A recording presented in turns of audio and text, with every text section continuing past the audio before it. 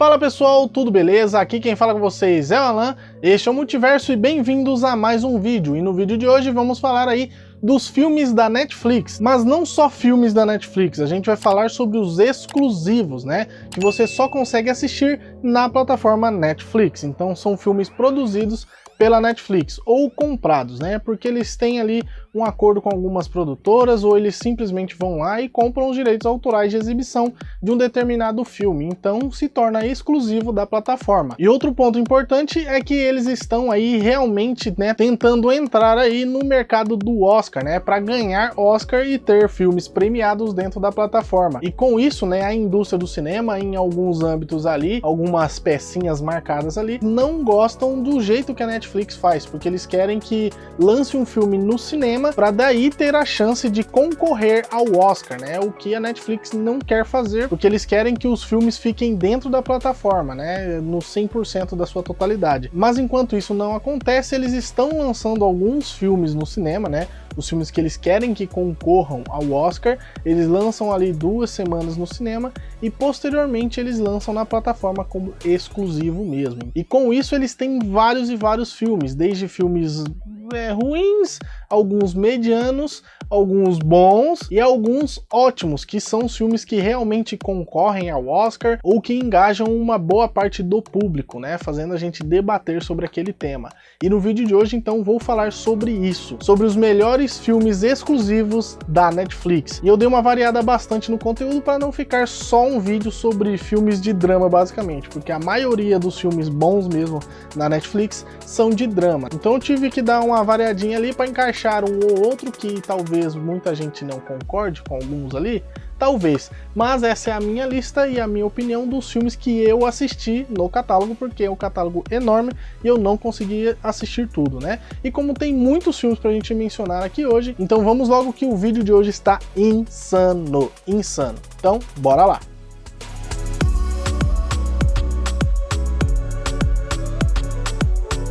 E esse aqui vai ser um top 10 então, e um top 10 um pouco difícil, porque foi bem difícil achar só 10 filmes ótimos dentro do catálogo da Netflix, né?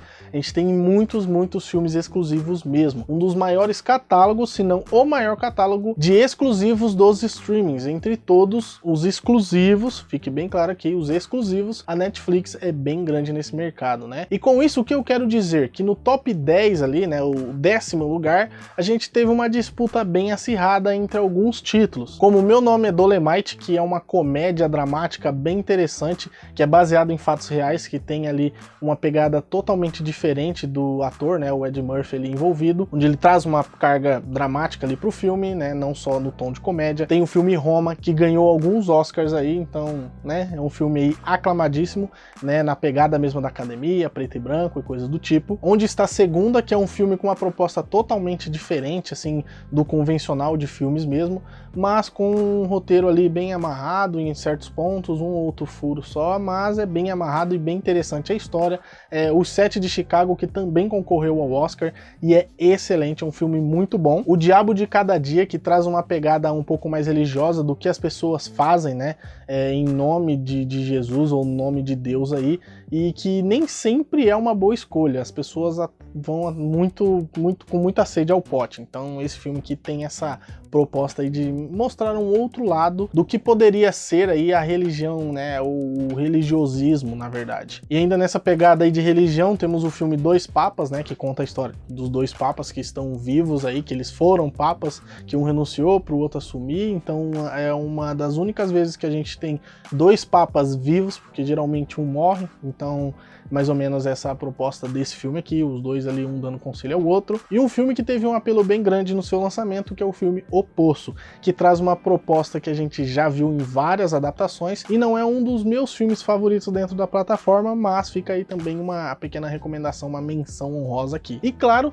o que eu escolhi aí pro top 10 é um filme muito top mesmo, que eu vou começar aqui essa lista, e que é o primeiro filme spin-off de uma série exclusiva da Netflix, que foi lançado em 2019 com o nome aí É o Caminho, a Breaking Bad filme, isso mesmo, o filme sequência de Breaking Bad, que se passa aí após os acontecimentos da série, onde vamos seguir aí a descoberta ou a talvez, né, descoberta aí de quem seria Jesse Pinkman dali pra frente. Então a gente vai ver essa pegada aí no filme.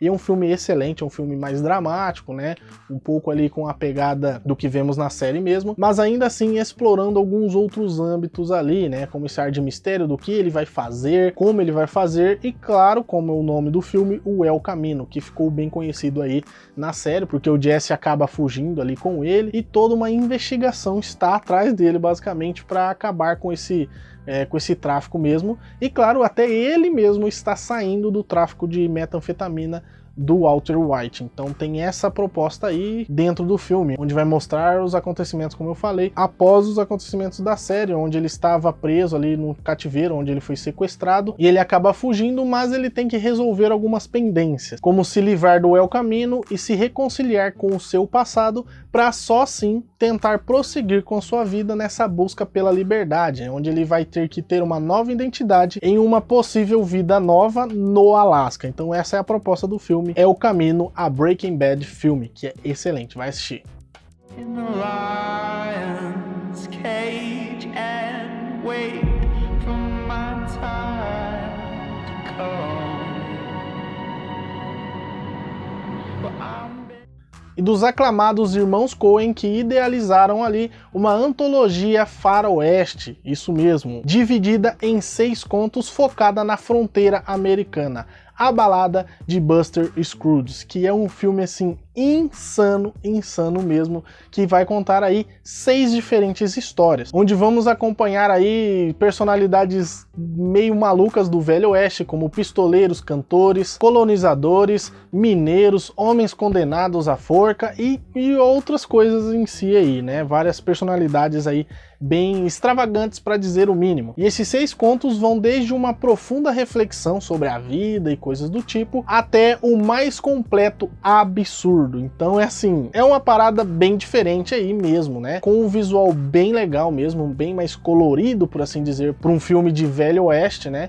Trazendo ali os aspectos dos irmãos Coen, misturando várias temáticas que eles já estão acostumados a trabalhar, desde planos mais abertos até uma carroça em um âmbito totalmente fechado ali e claustrofóbico. Então é uma pegada bem diferente de um conto para outro, onde eles colocam toda a sua identidade em cada conto, né? Então você vê que tem a mão deles ali mesmo, que vão desde alucinantes até interessantes, que você se pergunta se daria um filme sozinho, até alguns um pouco mais calmos, um pouco mais lentos e claustrofóbicos, como eu mencionei. Então vai assistir esse filme porque é bem interessante e, claro, tem esses contos aí que você até, se quiser, pode assistir por episódio, se você preferir. Things have a way of escalating out here in the West. My name is Ozymandias, King of Kings. That man is a wonder. I'll just have to see him. E agora, em 8º lugar, temos um filme um tanto controverso que algumas pessoas vão discordar aí do meu top 8, né? Que é o filme Não Olhe Para Cima. Mas calma lá, eu vou explicar o porquê dele estar aqui nessa posição, ou até mesmo no meu top 10. Porque se trata de um filme que te levanta algumas questões aí, né? Então eu vou contar um pouco do filme para vocês, né? Sobre o que é esse filme. Onde vamos acompanhar a história de 2 astrônomos, Randall e Kate, que são astrônomos que acabam descobrindo um meteoro gigante vindo em direção à Terra, de quase o tamanho que foi o meteoro que extinguiu os dinossauros, né? O que vai ocasionar na destruição do planeta ou na extinção em massa da vida na Terra, né, nos dias de hoje aí, ou seja, a extinção da raça humana. Então essa é mais ou menos a pegada do filme. E quando eles descobrem, né, esse cometa mortal vindo em direção à Terra, eles tentam espalhar essa notícia o mais rápido possível e para o maior número de pessoas possível. Mas como a gente está meio que na era da desinformação, ou da fake news, ou coisas do tipo, das pessoas só quererem lucrar a todo custo, algumas pessoas acabam não acreditando neles, o que a gente vê que realmente acontece mesmo. Fatos científicos científicos às vezes acabam sendo duvidosos, porque algumas pessoas estão compartilhando ou até mesmo tendo ideias radicais demais, ou seja, não acreditam em fatos só porque viu na internet que pode ter uma outra explicação ou uma outra interpretação, mas nem sempre é assim. Contra fatos não há argumentos, né? O próprio ditado já diz. E esse filme aborda esse tema, né? Da fake news, da desinformação, das pessoas acreditarem em políticos e coisa e tal. Então é um tema bem interessante, bem abordado na época certa, até mesmo porque a gente passou recentemente por coisas aí desse tipo, que torna o filme mais verídico do que uma ficção. Basicamente é isso. E as pessoas acabam duvidando da palavra deles por causa dessa desinformação aí. E claro que não dá certo, porque tem um cara querendo lucrar depois que o meteoro atingir a Terra. Mas como que você vai fazer isso se você estiver morto? Basicamente é isso, né? Você vê a loucura das pessoas indo a um nível insano, insano. E claro, é uma paródia da vida real, então você vai notar algumas semelhanças de personagens com personalidades reais. Então vai assistir Não Olhe Pra Cima, claro, se você ainda não assistiu. A gente tem a certeza de que todo mundo vai morrer. Kate! Kate! O astrônomo bonitão pode voltar quando quiser, mas a moça escandalosa, nem tanto. Nem tanto. E agora um filme baseado em fatos reais, O Menino que Descobriu o Vento, que traz uma proposta diferente para o catálogo, para dentro ali da plataforma, abordando um tema importante e mostrando uma realidade diferente do que a gente está acostumado. E sim, é mais ou menos essa a pegada que acontece lá fora, lá, né? Pelo menos nesses países aí que não são desenvolvidos. Onde um garoto curioso chamado William foi sempre muito esforçado, né? Para aprender coisas novas e um conhecimento diversificado. E quando ele acha um livro de ciências, algo lhe chama a atenção, né? Então ele acaba se inspirando para fazer alguma coisa para sua família ou até mesmo ali para sua vila, por que não, né? E com esse livro ele vai tentar construir uma turbina eólica para ajudar ali a irrigação daquele local ali da sua família, para também tentar mudar a realidade ali do seu vilarejo, né? Porque ele acaba percebendo que a realidade deles é muito difícil mesmo, e com isso ele vai tentar ajudar essas pessoas para mudar essa realidade, porque as pessoas estão realmente passando fome, porque se passa ali na África, né, onde tem muita corrupção e coisas do tipo que acabam afetando mesmo as pessoas, o que a gente vê com clareza nesse filme, que as pessoas têm que atravessar um espaço enorme de terra para conseguir alguma coisa para comer ou alguma coisa para beber, e nem sempre é de boa qualidade, na verdade quase nunca é, né? Então tem esses aspectos aí que a gente vê nesse filme, e claro, ele sozinho vai tentar então construir essa turbina para mudar a sua vida. Se a gente ficar, a gente morre. Não! Com eletricidade, poderemos plantar no período de seca.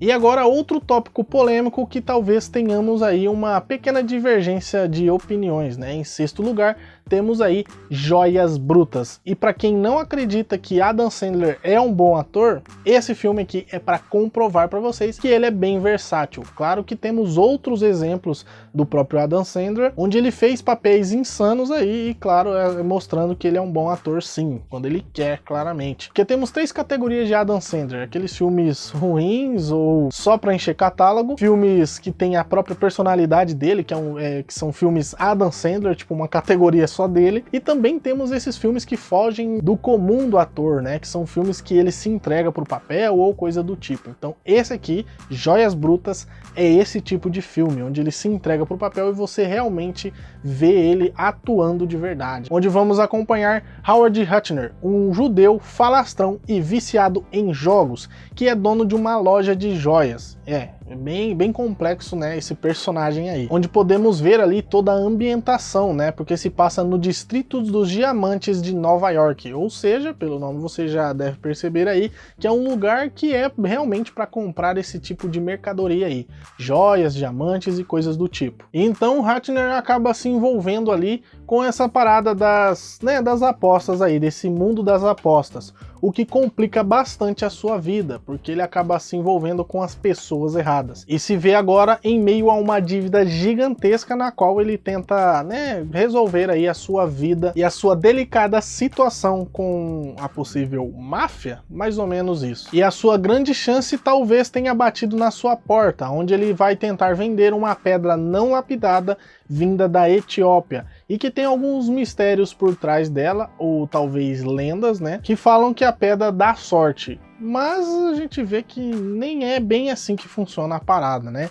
O que a gente vê é que ele chega perto de quitar a dívida várias vezes, mas a personalidade dele ou a mente dele está tão envolvida nesse negócio de apostas que ele acaba se perdendo e realmente apostando mais em vez de pagar o que ele já devia, o que deixa os seus credores um pouco, né, irritados aí, e acabam tendo que ir cobrar ele várias e várias vezes, o que a gente vê ali, todo esse envolvimento das pessoas tendo, né, envolvimento com ele diretamente ali junto à treta, vendo ele apanhando na frente dos clientes e coisas do tipo. Então, assim, é uma loucuragem tremenda e tem vários momentos ali de plano sequência que são interessantes e, claro, onde a gente vê aí Adam Sandler em uma outra forma, né? O que a gente vê aí que realmente ele pode fazer filmes bons se ele quiser e, claro, se o roteiro ajudar, porque tem uns filmes aí que o roteiro realmente não ajuda.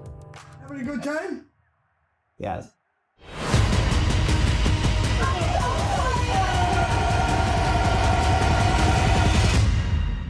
This is me. E agora vamos para o top 5, né? Onde temos aí filmes assim que eu gosto bastante.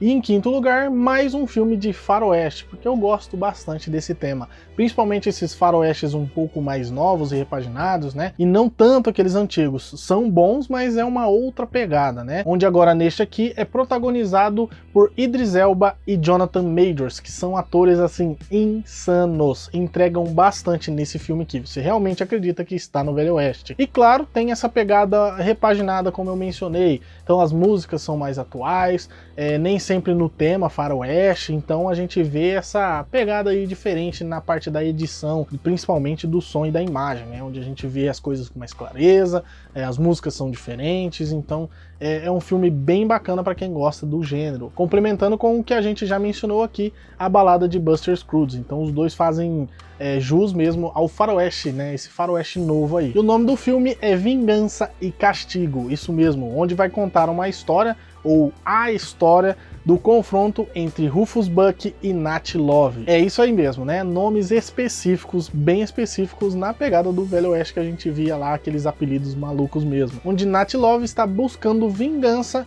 contra Rufus Buck, né? Que acabou ficando preso por vários anos e agora está solto graças à sua gangue, né? Então é mais ou menos essa a premissa do filme, ele bem no comecinho, né, onde a gangue dele acaba soltando ele, e aí o Nat Love descobre que ele está solto e vai atrás de vingança, porque meio que ele acabou com a sua família, né, basicamente isso. E então ele acabou virando, assim, um criminoso, né, entre muitas aspas, porque, né, Velho Oeste, assim, essa parada de faroeste aí, nem sempre era uma opção das pessoas ali fazerem alguma coisa, e ainda mais órfãos, né, então tem essa proposta aí, essa carga um pouco mais dramática, onde eles vão juntar os seus bandos para sair nesse confronto insano e, claro, vai ter muito sangue sendo derramado no Velho Oeste, mas num Velho Oeste aí repaginado, como eu já mencionei, né? Uma pegada diferente, fique bem claro. Onde traz aí uma representação pouco vista, né, nos filmes de Velho Oeste, o que é um marco com esse novo elenco aí, né, para o cinema e, claro, para o gênero western. Então vai assistir Vingança e Castigo.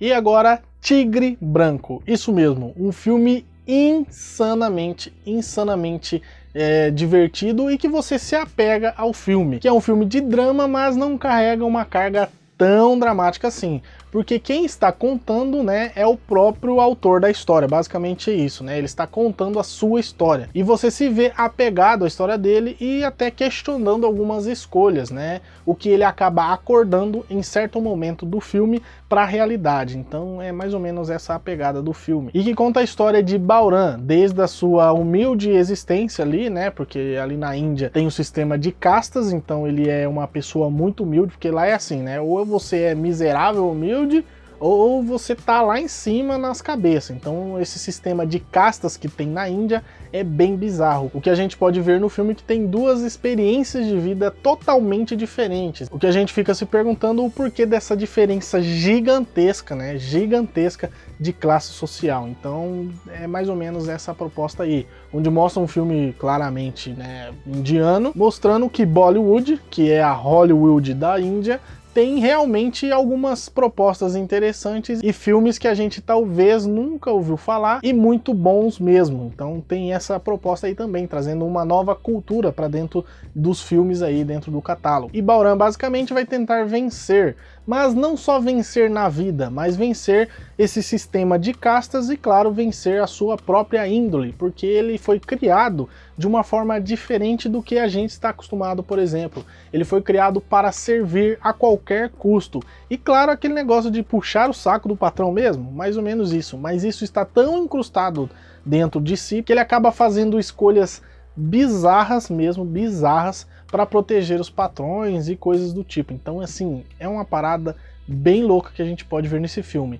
E tem uma personagem importante, né, que é a mulher do seu patrão ali, né, que acaba o ajudando a perceber algumas coisas erradas na própria criação da vida dele ali, né, na sua própria criação. E que tenta mostrar para ele que esse sistema de castas, ou que esse negócio de patrão e empregado lá é tão bizarro, que realmente não precisa ser desse jeito. E então ele vai evoluindo, né, na sua vida, evoluindo a sua própria pessoa, até chegar a um ponto do ápice ali, onde ele realmente descobre que realmente tá errado. Algumas paradas ali estão erradas, e claro, ele vai ascender aí a um império de uma empresa, né? E basicamente tem uma história envolvente, como eu falei, que você nem sempre acredita em alguns fatores que estão sendo mostrados ali. Você acha que ele está só imaginando coisa, né? O que pode acontecer. Outros momentos são fatos que vão acontecer ainda. Alguns fatos já aconteceram, porque ele mesmo está contando a história, então é um filme bem interessante que você precisa prestar atenção, principalmente se você tiver um leve TDAH aí, então, mais ou menos isso, né? Você tem que prestar atenção no filme, mas é um filme excelente, vai assistir O Tigre Branco. I, Balram Halwai, I drove the car. I was alone in the car. E agora, Ataque dos Cães. Isso mesmo, no nosso terceiro lugar. Mas eu coloquei ele em terceiro lugar, não só porque eu prefiro os outros filmes, mas porque muitas pessoas talvez tenham receio de assistir, porque ele é um filme um pouco mais calmo, e as nuances que tem nesse filme são bem específicas. Então você tem que ter uma mente focada ali no filme, e uma mente um pouco mais aberta para esse tema de cinema, né, onde eles vão apresentar assim uma ambientação e uma edição impecável. Basicamente é isso, impecável, desde o pequeno som de um assovio até ali as pegadas, né, que eles tentam representar como pegadas um pouco mais pesadas ou coisas do tipo para um certo personagem, que é Phil Burbank, que é assim insano mesmo. Benedict Cumberbatch, que faz esse personagem, está excelente nesse papel, né? Então é um filme muito bom mesmo, que concorreu a 12 categorias no Oscar, o que não é pouco aí, né? Mas infelizmente não ganhou por conta dessa tretinha aí, né, do Oscar com os streamings ou com a Netflix no caso. Eu explico mais nesse vídeo aqui que eu vou deixar para vocês sobre o Oscar. E o filme ele vai se passar aí em 1925, onde conta a história então dos irmãos Burbank, que são fazendeiros ricos. Um é um pouco mais delicado, do seu jeito ali um pouco mais quieto, um pouco mais calmo. Já o outro é um cowboy da mais pura forma mesmo, ali, bruto, irritado, nervoso, ignorante, essa pegada. Então tem essas duas nuances, onde o Phil, que é vivido por Benedict Cumberbatch, né, ele é o bruto, né, o ignorante aí, e George é o mais calmo, mais tranquilo, né, que tenta levar ali as coisas com um pouco mais de delicadeza, o que nem sempre dá tão certo, né, também. E o filme é mais focado na relação entre Phil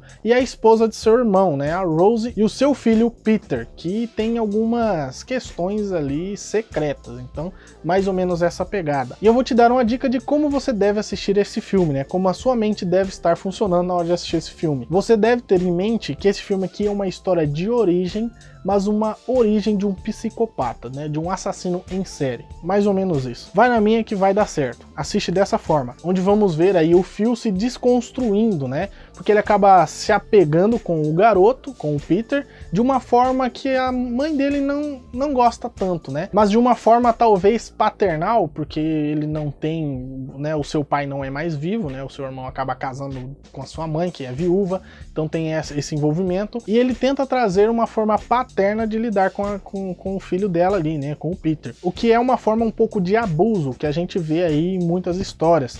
Mas é aí que tá a pegada, né? Talvez ele tenha se envolvido com a pessoa errada dessa forma. A gente vê mesmo esse medo que ele traz para ele, pro Peter, né? Ou não. E também para sua mãe Rose, desde daquelas nuances que eu mencionei, né? Uma pegada um pouco mais forte, mostrando que ele está presente ali, ele está prestando atenção, ele está de olho, até um pequeno assovio, o que deixa você aí apreensivo, tipo, caramba, o cara tá ali, o cara tá chegando. Então é mais ou menos essa proposta de Ataque dos Cães. É um lugar meio solitário aqui, viu, Pete? A não ser que você entre no ritmo das coisas.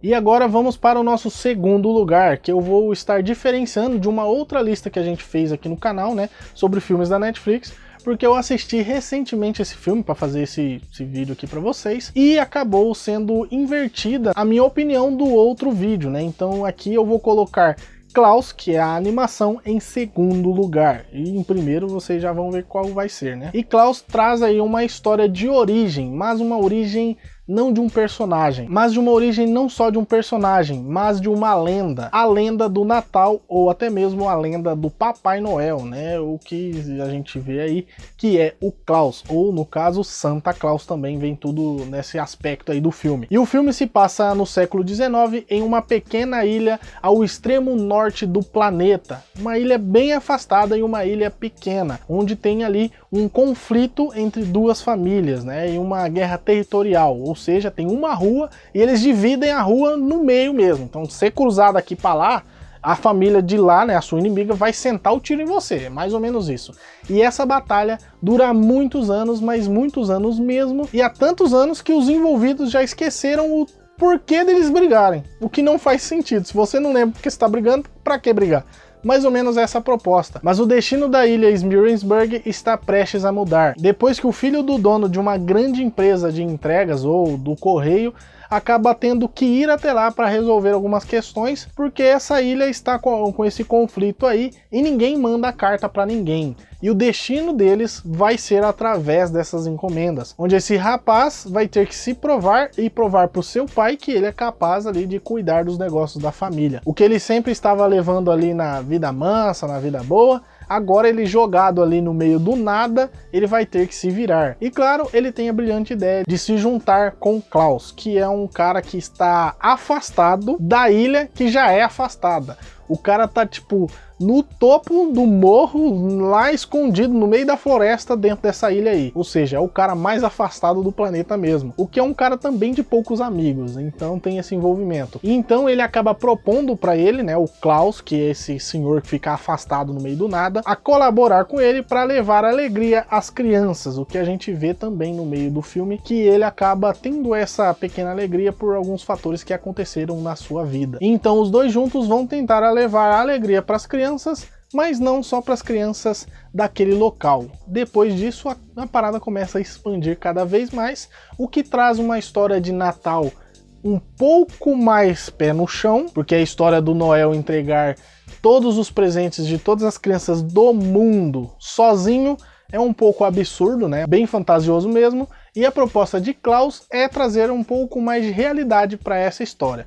Então é excelente, uma animação muito top mesmo, e que eu gosto bastante, né, de animação, então fica aí a recomendação de Klaus. As crianças precisam da gente. Se não acabarmos com isso hoje, a cidade nunca mais será a mesma. Destrua os brinquedos! Espera, não! E agora, em primeiro lugar, um filme que eu acabei invertendo ali a ordem, né, da outra lista, que é O Irlandês. Mas por que eu inverti, né? Coloquei O Irlandês em primeiro e Klaus em segundo, o contrário que eu tinha feito no outro vídeo. Que eu assisti recentemente, né, O Irlandês, e ele tem alguns aspectos que eu considero mais importante hoje do que eu considerei na época. Então, por isso eu mudei de opinião e troquei a ordem desses dois filmes, né? Então, pra mim agora, o melhor mesmo da Netflix é O Irlandês, que lembra bastante os filmes do Poderoso Chefão. Não só pelo seu elenco, ou pelo seu diretor, ou pela própria temática, né? Porque são filmes bem parecidos na sua proposta ou na sua temática, mas com essas diferenças, né? O diretor, a própria temática, que se passa em uma época diferente e abrange uma história diferente, mas incluindo os atores, que alguns são os mesmos, mas que também já fizeram filme de máfia, o que encaixa bastante, né, na proposta do filme. Então, assim, é um filme excelente para quem gosta de filmes de máfia, né? Então, assim, é uma adição importantíssima, e logo mais a gente já tá fazendo aí um vídeo, né? A gente tá em produção de um vídeo falando sobre máfia, né? Os melhores filmes de máfia. Mais ou menos nessa proposta que vai ser o vídeo. Então, vocês aguardem aí, por isso que é importante deixar o like, se inscrever e ativar o sininho para você receber a notificação de quando o vídeo vai ser lançado, beleza? E voltando pro filme, né? Contando a história de Frank Sheeran, ou também conhecido como O Irlandês, que era, assim, o cara que resolveu o problema. Se a máfia tinha algum problema, manda o irlandês que ele resolve. Ele resolve mesmo. Então esse filme aqui é aquele filme muito top, que é um filme de máfia que a gente estava aí órfão, talvez, né, desse gênero aí. Porque a gente vê alguns filmes que não são tão bons aí de máfia, né, um negócio meio supérfluo, histórias que a gente já tinha ouvido falar, mas esse aqui não, traz uma pegada diferente. O que me desagrada um pouco, mas nem tanto, é a questão do tempo, porque ele é um filme meio grandinho aí, né, tem 3 horas e um tanto, onde vamos ver aí a história sendo contada, basicamente é isso. Onde Frank Sheeran, antes de falecer em 2003, que acabou confessando o assassinato de Jimmy Hoffa, né, ele foi o responsável por esse assassinato em 1975, onde Jimmy Hoffa acabou sendo dado como desaparecido porque realmente ninguém sabia onde ele estava, não tinha corpo e também não tinha provas suficientes para prender Frank Sheeran, o que também ligava ele com outros crimes que todo mundo sabia basicamente que tinha sido ele, que tinha sido o irlandês, mas ele era tão bom no que ele fazia que não deixava rastros, ou seja, não tinha provas suficientes para prendê-lo, o que era excelente para a máfia, porque, né, se não tem ligação nenhuma com ele, não tem ligação nenhuma com a máfia. Então, se não tem provas, eu não fiz. Basicamente é isso. E basicamente, né, neste filme vamos ver a trajetória dele, toda a sua vida dentro da máfia, desde o seu começo até, claramente ali, o desaparecimento de Jimmy Hoffa, porque depois disso ele acaba meio ficando sumido, saindo um pouco desse âmbito aí, porque o Jimmy Hoffa acabou se tornando importante para ele em alguns aspectos, que eles estavam fazendo alguns trabalhos juntos, né, se você me entende aí. O que mostra também um outro lado da política, ou até mesmo dessa situação dos sindicatos nos Estados Unidos, porque lá os caras são fortes mesmo dentro desse envolvimento da política. E claro, é um filme muito bom, recomendo demais, não é à toa que ele está aqui no top 1, ele bate ali de frente com o Poderoso Chefão, eles ficam pau a pau ali na minha opinião, então vai assistir, ainda mais se você gosta de filmes de mafioso, esse aqui é a melhor pedida dentro do catálogo da Netflix, vai assistir O Irlandês. Now's not the time to not say. We're going to war with these people. War. Things have gotten out of hand with our friend. E bom, pessoal, então é isso. Obrigado a você que assistiu. A gente deixou aqui várias recomendações. Além do top 10, a gente deixou algumas outras recomendações ali no começo, umas menções honrosas de filmes excelentes mesmo. Então vai conferir, porque são filmes muito bons mesmo. E claro, já deixa aquele like, se inscreva no canal e ativa o sininho para você ficar por dentro de todas as novidades, né? Porque a gente tem vídeo toda semana e estamos na saga dos streamings. Então é muito importante que você se inscreva e ative o sininho para você saber toda vez que a gente postar um vídeo novo. A gente vai começar a falar muito mais recomendações dentro dos streamings. Então é muito importante o sininho ativado para você, claramente, entrar aqui no canal e ver esse videozão dessas recomendações insanas que eu vou dar aqui para vocês, belezura? Então eu vou ficando por aqui, um abraço e fui!